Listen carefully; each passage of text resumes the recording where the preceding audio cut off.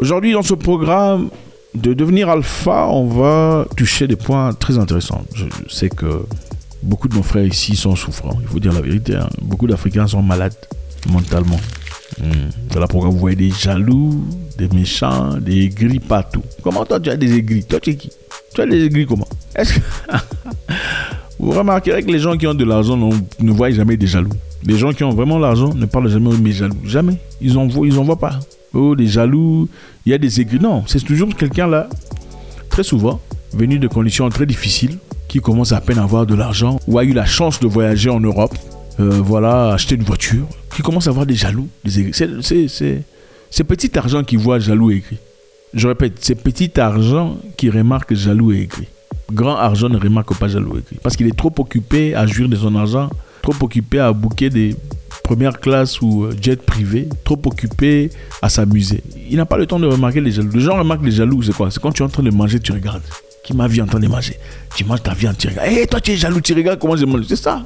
Quand tu as une grosse viande, tu n'as pas la viande est trop grosse pour commencer à regarder qui est jaloux. Je répète, ceux qui remarquent les jaloux sont souvent des gens qui n'ont pas grand-chose. Oh, des jaloux. Ou il est encore en train de trembler de ce qu'il a reçu. Ou il est venu de la misère. Oh, des aigris. Ceux qui ont grand argent ne remarquent pas jaloux et aigri. Parce qu'ils s'en foutent. Bon, tu peux dire ce que tu as envie de dire. Qu'est-ce que ça change dans ma vie? Absolument rien. Ça coupe le courant ou m'empêche de voyager en first class? Absolument pas. Ou m'empêche de prendre mon yacht ou même prendre un yacht en location pour 20 heures? Non. Tu vas aller balancer tout ce que tu veux sur internet, écrire des mots. Enfin, je m'en fous. Écoute, pendant que tu dors dans ton trou à rats, moi je vis, je sirote du champagne. Oh, les jaloux. Tout ça là, c'est petit argent. Bon, on va pas non plus faire semblant de comprendre ou de ne pas comprendre que l'homme ne réussit jamais seul. Écoutez, tu peux arriver quelque part seul, mais la grande distance, tu peux pas le faire seul. Ce n'est pas possible. Autant tu évites des jaloux, des aigris. Il faut chercher des gens d'abord bien éduqués, des gens stables dans la tête. Tu auras besoin des gens pour te propulser à un niveau plus haut, plus grand, plus important. Tu ne peux pas y arriver seul. Sinon, tout le monde que tu vois ici, des gens intelligents, serait déjà... Il y a des niveaux dans la vie que tu peux atteindre seul. Okay? Tu peux commencer ton commerce seul. Tu peux commencer une entreprise seul. Avoir une idée seul. Mais il y a des étapes, il y a des échelons, il y a des levels où il faut quelqu'un. Et c'est un voyage qu'on n'effectue pas seul. Il faut souvent associer quelqu'un.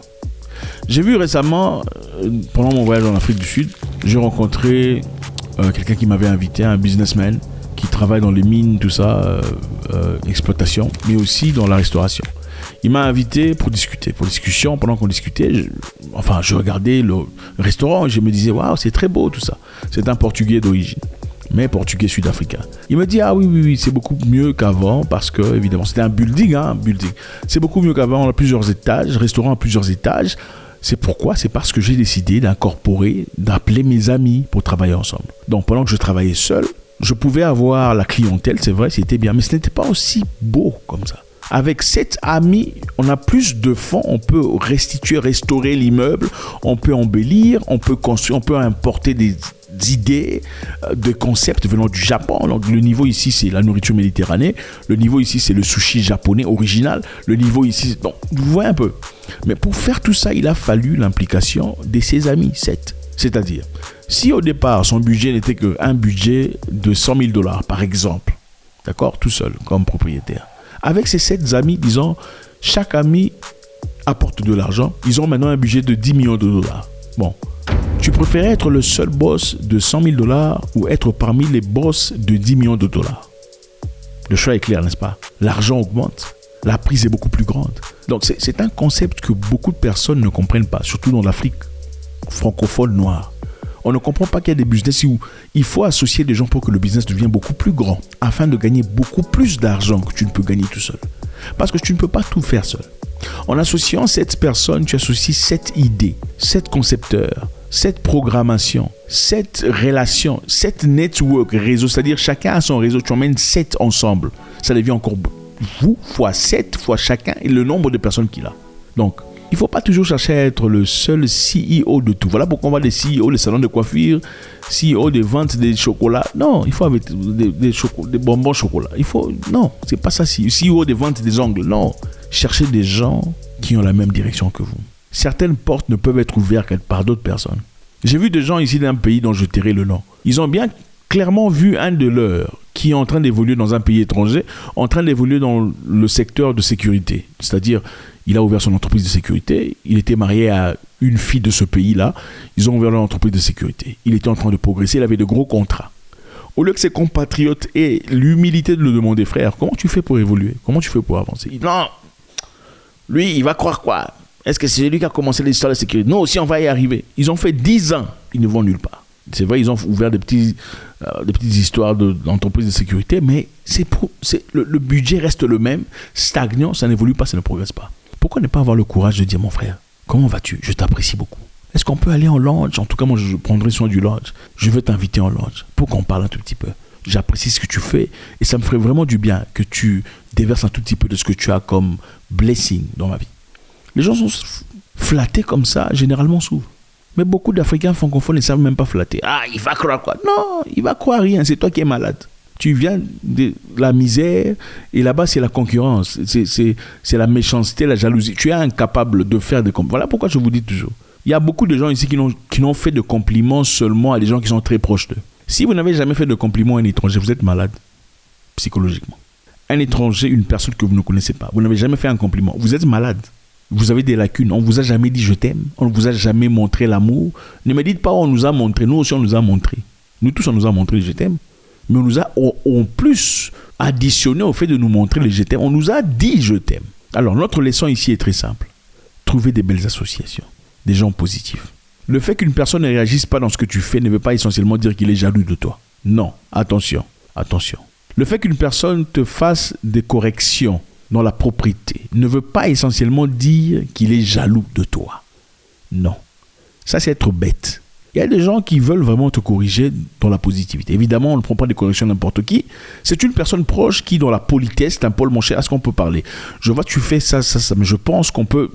C'est une personne qu'il faut écouter. Je ne parle pas de personnes sur Internet qui, par hasard, viennent écouter, tu vois, là, on fait ça comme ça, sans tout ça. Il y a des malades qui viennent, qui n'ont rien accompli de leur vie, mais ils sont experts en tout. Ça, c'est autre chose. Mais je parle d'une personne qui a le courage de dire est-ce qu'on peut parler? Il faut accorder la chance aux gens. Il faut écouter. Il faut écouter les gens. Il faut associer des gens. C'est très important. L'association te permet de comprendre, d'apprendre. La réalité, c'est que la vie est en train de continuer à changer. Et un homme intelligent continue perpétuellement d'apprendre, d'étudier le marché. Regarde, la vente des maniocs ne va pas toujours réussir demain. Ce n'est pas comme ça, malheureusement. Les choses sont en train de changer. Il faut s'adapter. Il faut comprendre. Il y a des choses qu'on ne comprend pas tout seul. Il y a une autre personne qui peut t'ouvrir des portes par rapport à ça. Si tu vendais les habits il y a 10 ans, ça ne veut pas dire que les habits vont marcher demain. Non, tu vendais des wax il y a 7 ans. Ça ne veut pas dire que les wax seront...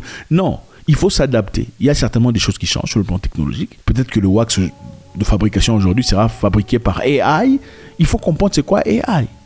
Intelligence artificielle. Il faut comprendre, il faut s'adapter à la modernité, s'adapter aux choses. En fait, je vais vous dire un secret. Il ne faut pas chercher à tout changer dans la vie. Quand tu rencontres quelqu'un, il ne faut pas toujours chercher à changer la personne qui devienne comme toi. Quelquefois, il faut laisser les gens fonctionner au maximum par rapport à ce qu'ils sont. C'est-à-dire, il y a des gens qui fonctionnent très bien quand ils sont tels qu'ils sont. C'est-à-dire, tu peux rencontrer une personne qui boit de la bière. C'est un alcoolique. Mais c'est quand il est alcoolique qu'il travaille très bien. Quand il est sobre, c'est un foutu. J'en connais au moins 2. Laisse-le avec son alcool. Gagne d'abord l'argent, ensuite tu vas traiter l'histoire de l'alcool après. Ce n'est pas ton problème. C'est à moins que tu es pasteur. Non, ici, je suis désolé, vous n'êtes pas à l'église. Tu rencontres une personne qui a des défauts. Laisse-le avec ses défauts du moment que ces défauts-là lui permettent de te faire de l'argent. C'est bon, c'est ça la vie. Je sais que c'est dur, ce n'est pas pour tout le monde. Ça, c'est pas pour... Je ne suis pas à l'église, je ne suis pas là pour vous moraliser. Mon objectif, c'est de vous donner des choses concrètes qui fonctionnent, qui vous permettent d'avancer dans la vie. Pour avancer dans la vie, on n'est pas obligé de toujours travailler avec des gens qui réfléchissent comme vous. Okay? Il y a des gens qui réfléchissent différemment de vous, mais qui ont de l'intelligence et la capacité de vous aider à avancer. Le fait qu'on ne soit pas d'accord sur un sujet ne devrait pas être la raison pour laquelle on se sépare.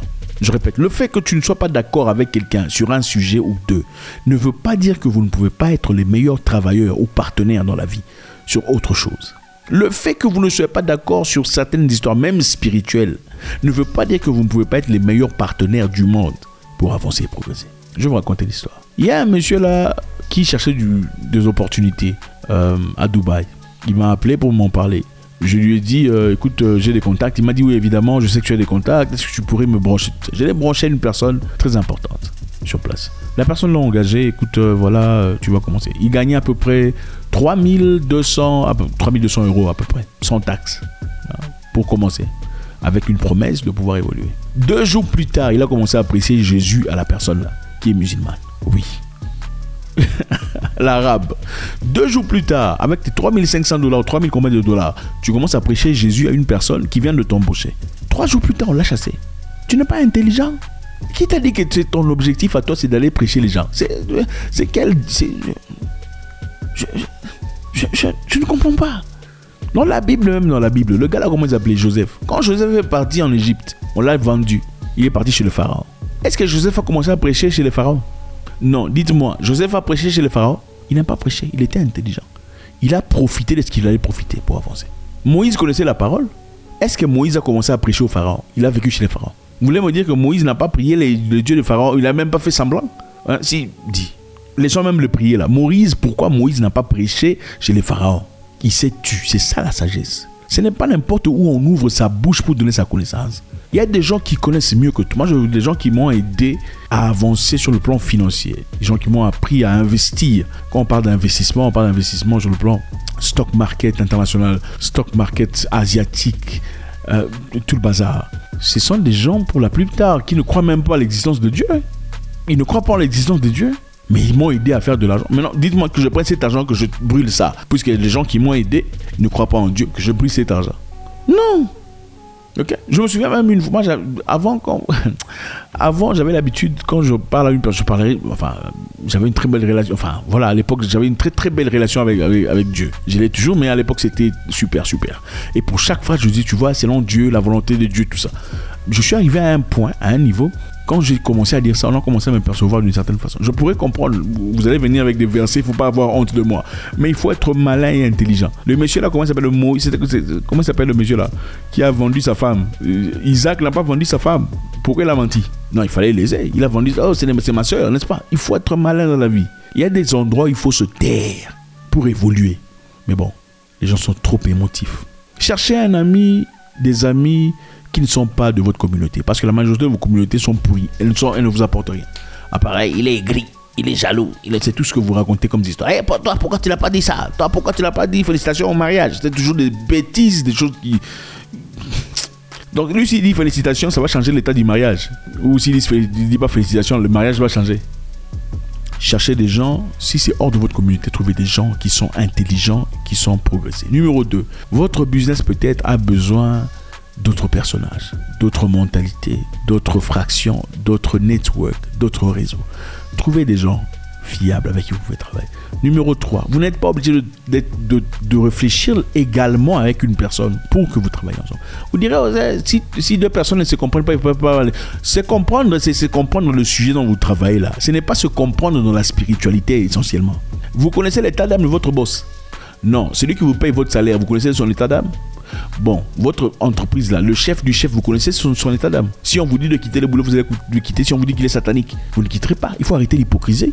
Vous pouvez rencontrer des gens qui ne réfléchissent pas nécessairement comme vous, mais qui peuvent vous aider à avancer dans la vie. Gardez l'esprit ouvert. Merci infiniment les amis, c'est toujours avec beaucoup de plaisir. Ça fait du bien d'échanger, de partager. Vous avez appris quelque chose, faites-nous savoir, comme ça on saura comment continuer cette série. Ne partez pas sans laisser votre contribution, comme d'habitude. God bless.